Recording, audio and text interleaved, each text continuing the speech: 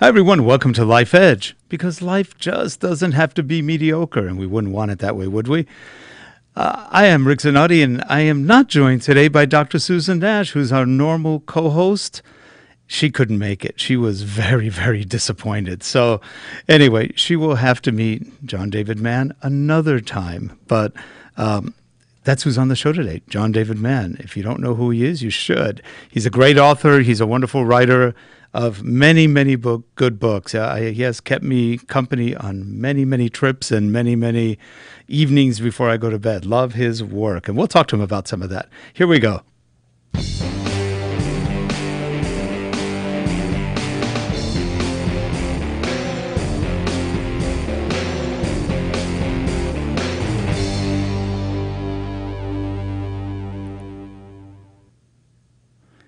And here he is, John David Mann. How are you today?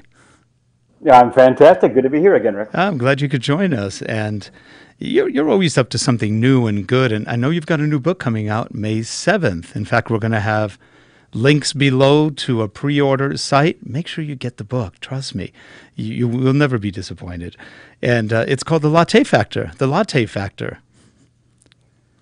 That is it. That sounds fun. Now, this is a book about personal finance, kind of personal finance, but done in the form of a parable like you normally do, which is, I love the parables you come up with. They're always fun, interesting, emotional.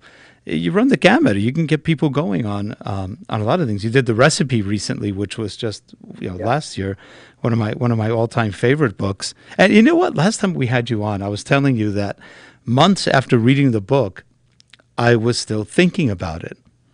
Yeah. And you know what? I got to tell you this. I like that. You're going to like it even more. To this day, I still think about it. Now, this is over a year, and it hasn't gone away. A lot of the thoughts and feelings, and, to me, that is the sign of not only a wonderful book, but a book that stays very close to your soul, to your internals.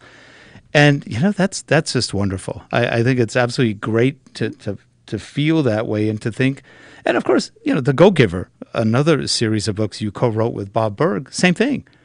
They never really go away. It's like those parables and the meanings of what's going on in the book and really what the books are teaching are really, I think, deep to that point. And everybody has a different reaction. I love writing these. I mean, I really love these parables. I've written a lot of other kinds of books. I mean, memoirs and regular nonfiction books, business books, various kinds of nonfiction books. But right now I'm working on a 500-page psychological thriller, a full-scale novel, which is a whole different animal. But out of all of them, I love these parables. They're like little miniatures. And the thing about parables for me is, of course, obviously, the idea of a parable is that it teaches you. It teaches you something you can use in your life. But, my view of that is for that to work, for something to teach you, or for someone, for that matter, to teach you, a speaker, a teacher, whatever, you have to be reached emotionally. You have to be touched. The thing about a parable, for me, is that the story has to work. The story has to work as a story. It has to engage you and involve you. You have to feel like you really want these people to win. You feel like melded with the characters you're reading about. And if that works, if it makes you laugh, if it makes you cry, if it moves you, if you get involved with the person, then you'll learn the principles. And hopefully that adds to your life. It contributes to your life in a meaningful way. So I love hearing what you're saying. Thank you. Appreciate it. And you're so right. If you can hit somebody emotionally, and you hit somebody like me emotionally, who I've been through a lot in life, from quasi-military things to other things, and you go, the book touches you. And I think all your books touch in a different way. They somehow reach different parts of our consciousness and our experiences, feelings. I've heard that from a lot of people I've talked to who've read the books, and they go, it reached me this way or that way. But that's the beauty of what you're doing. The parables, this is what I find interesting. The parables you write about seem very universal in how they reach people. They may not reach them at exactly the same chord, but you're reaching them. And that's the part. That's your gift. I mean, to me, that's the gift you have. Some people can sing a storm up. Some people, you write with a gift of conveying knowledge, conveying emotions, like you said, because without the emotion, nobody will remember anything. And that's a good gift, man. I tell you, it makes all the difference. And I can imagine you have a lot of fun writing these because it shows. I mean, it shows that what's coming out is you. It's coming out. I know you've told me in the past that you have some yourself, other people as some of the inspirations for this, and wow, it's just fun. It's fun, and like I said, in the recipe, you had me crying, and I was going, oh man, like 2 or 3 times, I'm in tears. Yes, going, I made you cry. and that alone, if you can, and in print, if you can do that in print, wow. Yeah. Hey, listen, I was crying while the words are going on the page. If I don't cry while I'm writing it, you're not going to cry while you read it. So there you go. Yeah, I believe it. I once had to edit the funeral, a video I shot for a friend who was actually one of my co-hosts when we started about 10 years ago doing these. He was 42 years old, and he died from a massive heart arrhythmia. He didn't know he had. A week earlier, he had perfect heart. He had a perfect physical. A week later, he dies. And his wife asked me if I could film the funeral. I'm like, sure, I can. We filmed it, and it was about, I had to edit a lot of hours it was a lot of hours of editing. And I'm editing like, oh man, I can't take this anymore. And then when I finished, I gave it to her, and she goes, nobody watched it. I started laughing. I go, I don't blame them, because people were there. They thought they would keep it as a memoir, but nobody could go back and watch it. And so, yeah, the emotions were there. And I was going, that was like the worst editing job I've ever done in my life, at least in terms of the work I had to do. It was way too close to home. But I could see it. I could see how writing it, you'd be emotional. Yeah. One of my favorite books, and one of my heroes actually is Paulo Coelho, who wrote the book The Alchemist. Yes, I love him.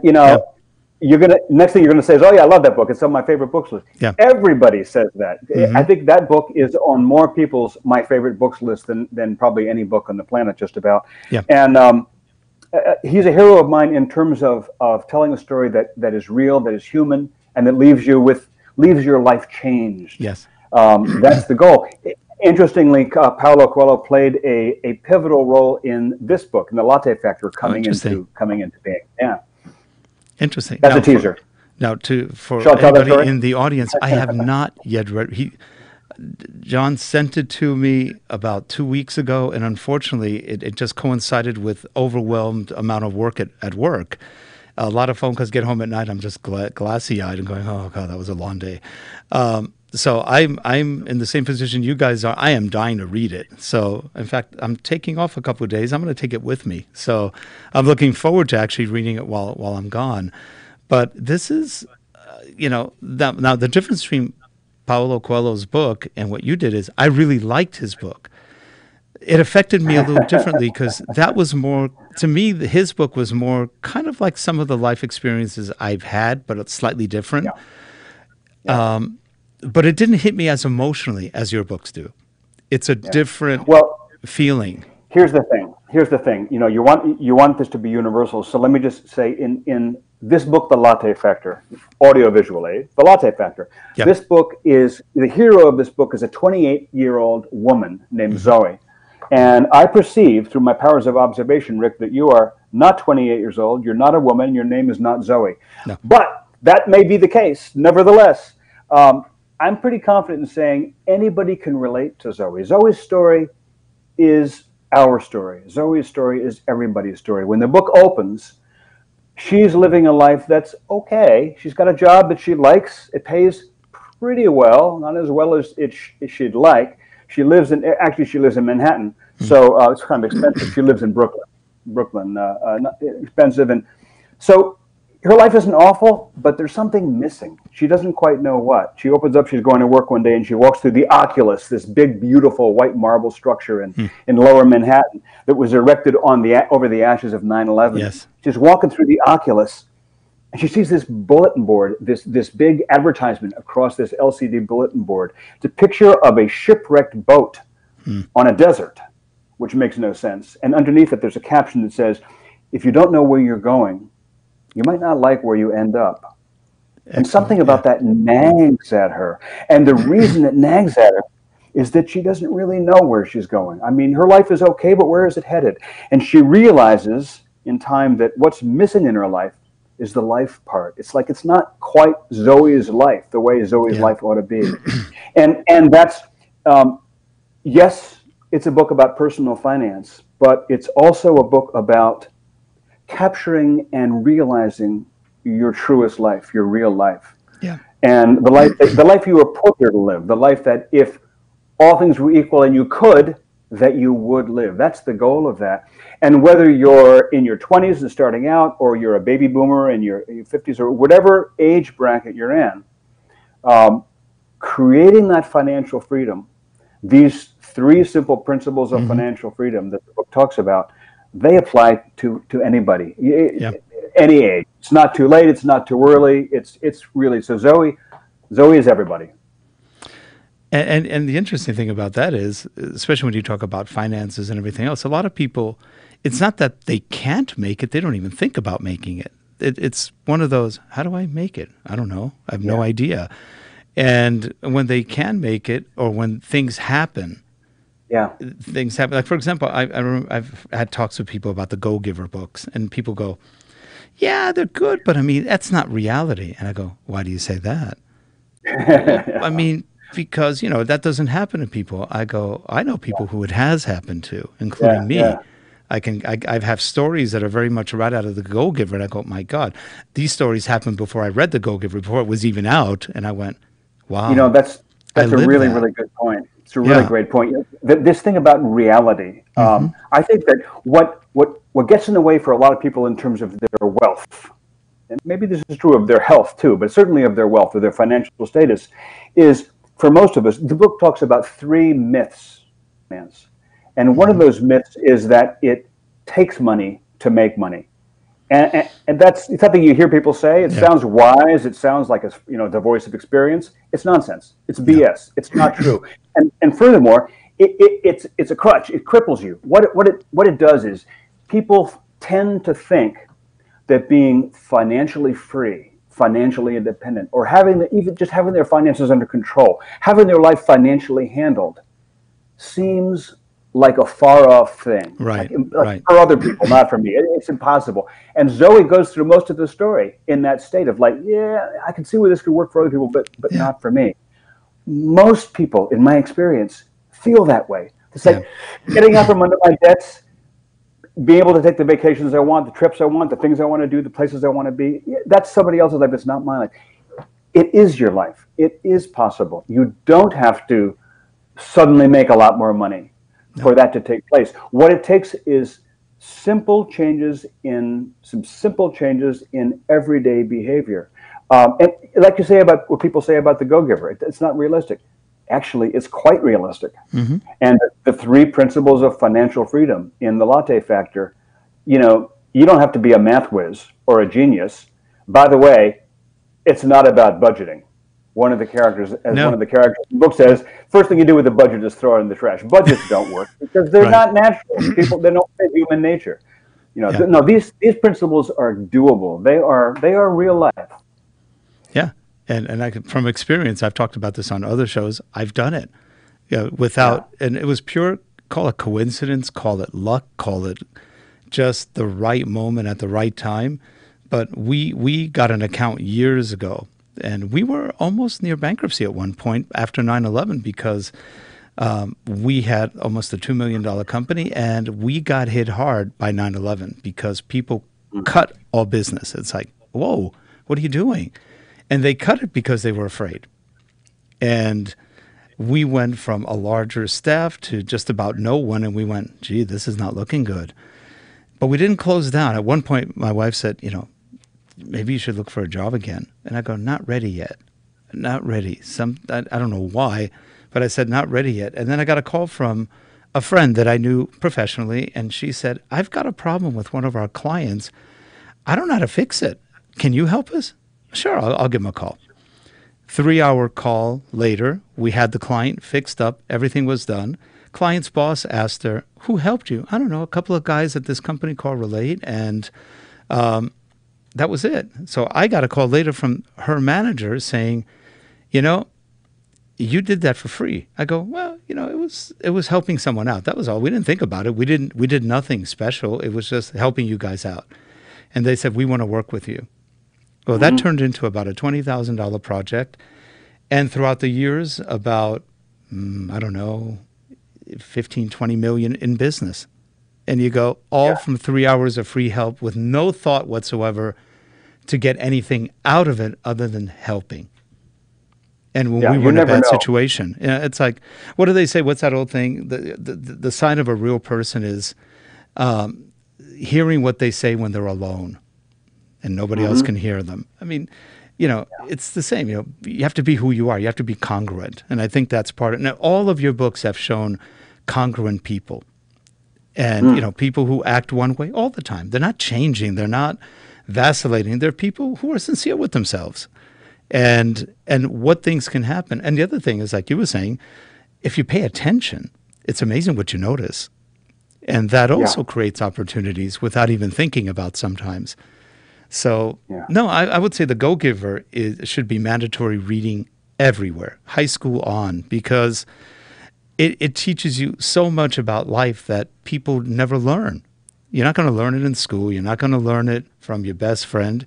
You're just probably not going to learn it unless you happen to get a mentor or someone who knows it. Yeah. And what a difference. It actually is being taught in some schools. Well, that's true. Which is incredibly gratifying to see happen, The business schools and things? No, high schools. High schools, really? That's great. Yeah. And in fact, we have a teacher's guide we published for high school teachers. Basically, it could be used for other ages and other levels. It's been taught in business school and grad school, but particularly high school. That's the focus because what a great age to start talking about the things that matter in life, the things that are really key to life, to living a life of value. And not only that, for a high school kid in particular, hope. Hope. Yeah. And a lot of kids are depressed. They're down. They're trying to figure out who they are, what they are. Parent having problem issues, which is just normal for a teenager. But let me pick up on something you just said. Yeah. Let me pick up something you just said. On a word you just said. Somebody recently asked me, this book, The Latte Factor, if I pick this up, what am I going to get out of it? And they said, if I asked David Bach, what would he say I'm going to get out of it? And I did my best to channel David Bach, and I said, what he would say is hope. What you get out of reading this is a hope. And, the thing of it is, the purpose of this book is to, yes, it's got a lot of philosophical points to it. It says a lot about finding what's important in your life and what's valuable in your life and what matters to you most in your life. Practically speaking, the point of the book is to show you how to stop living paycheck to paycheck and start financing the life of your dreams. And when I say life of your dreams, I don't mean some kind of pie in the sky like someday ... when I can afford it, I'm going to buy this gigantic mansion, have this fancy car, and go on these 6-month vacations. I don't mean dreams like something abstract and far in the distant future. Something you could do next year, in 6 months, next week. That's what the book is really about. It's the key is to release yourself from this shackled position. I interrupt myself to say the first time I ever met David Bach was long before I'd written The Go-Giver with Bob Berg, and long before I'd written anything, any book. David was already Elvis. David was basically a rock star in the publishing world. Yeah. He'd already published The Automatic Millionaire, which was a #1 New York Times bestseller. It was on the New York Times bestseller list for weeks and weeks, like 38 weeks or something. His book, Smart Women Finish Rich, was hugely popular. He was already one of the most well-known personal finance teachers in the world. And I was basically nobody. But I interviewed him for a magazine article. And I thought it was going to be, personal finance, which seemed to me kind of a dry topic and not that interesting. But I'd heard good things about him. So we did this interview. And in the interview, he said, toward the end of the interview, he said, John, here's how I see it. The way I see it is every one of us was put here on this earth for a specific and unique purpose, to do something that only we can do. And the tragedy of it is that most of us aren't doing that because we're too busy leasing and loaning our lives. We're too busy chasing money at the end of the month. My mission, he said, is to help millions of people stop leasing and loaning their lives and start owning their lives so they can do what they were put here to do. let me tell you, that blew my mind. And I thought, this is an interesting guy. I like him. I like where he's going. And then of course, years later, we came to write this book together. But that idea of doing what you were put here on this earth to do, to me, that is where both joy and fulfillment come from. Mm-hmm. If you're living moment to moment with someone you love, doing what you were put here to do and doing it well, that's success. You don't even measure success by any other metric. Is not quite as accurate as by that metric. So that's the purpose of the book, to give you hope and also a few tangible strategies to take you to that place. Yeah, and it's that simple. That's the beauty of it. It really is that simple. We complicate our lives so much. You've probably known people yourself, other people probably, who, as you went through life, you go, what am I supposed to do? How am I supposed to affect? And, I've told people, look, you can affect yourself. You can affect maybe a small group around you. If you're good enough, you can affect maybe a city, maybe a world, a planet. It just depends on what your reach is and how you do it. By writing, you affect millions and millions of people. It's, if you look at it that way, and if you look at it that way, would you have thought of that when you were growing up? Probably not. But once you started, it naturally happened. Most of the greatest things that have happened in my life did not come about as a result of my plan. They came about as a result of something coming along and knocking into my path that, fortunately I was open enough to partake in. Yep. And that's great. That's great. Well, I'm so glad you could come on, talk about this. I can't wait to read the book, and I'm looking forward to hearing other people's opinions on it and stuff, because like I said, I haven't read one of your books yet that hasn't affected me one way or another. Always positive, by the way, always good.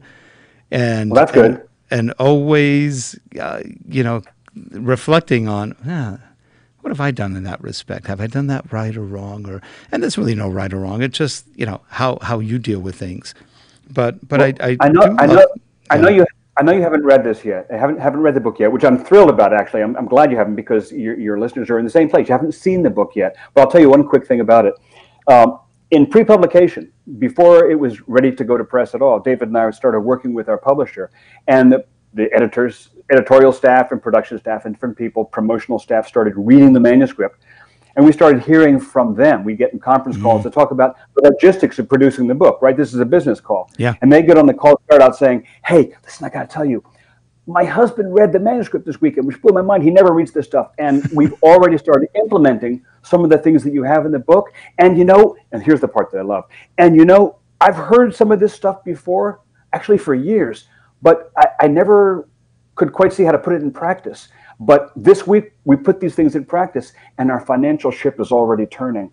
Oh, God, I got to tell you, Rick, that was, for David and for me, that was so cool to hear that coming. That's unsolicited, unpaid for now, to hear that from people who have no stake in telling us that. They just read the manuscript, and it's already changing their lives. So I just want to say to people who are watching this, if you read the book, and you can do it in a weekend, you can do it in an evening. It's short and it's easy. If you read the book, you'll find principles in there that you may have already heard something like that before.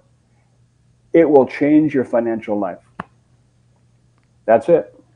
That's great. Well, thank you, John David Mann, for joining us and sharing of your life, because this is all coming from within. And if you haven't read any of John David Mann's books, he's written his own books. He's co-authored many books. Go buy some. What are you waiting for? These are really good books. Seriously. I'm a fan. And I respect what John does. And I know some of his other co-authors, and just great stuff. I mean, this harks me back to when I was growing up in really the 60s and 70s. We had a lot of books like these, but they're gone. Now we have them again. So, they haven't gone away. There aren't as many people writing them. And John's filling a very deep void that needed to be filled. So thanks for everything you do, John. And I look forward to reading it. I'll get back to you after I read it. I'll send you a note.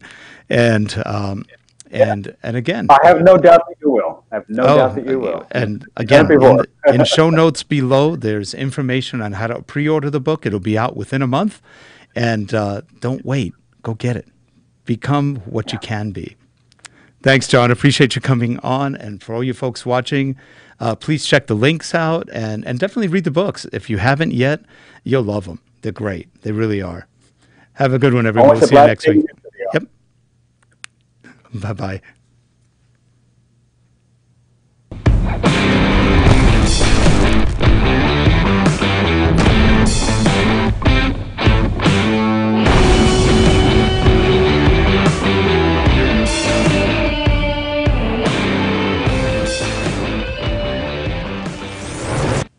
And it's a wrap.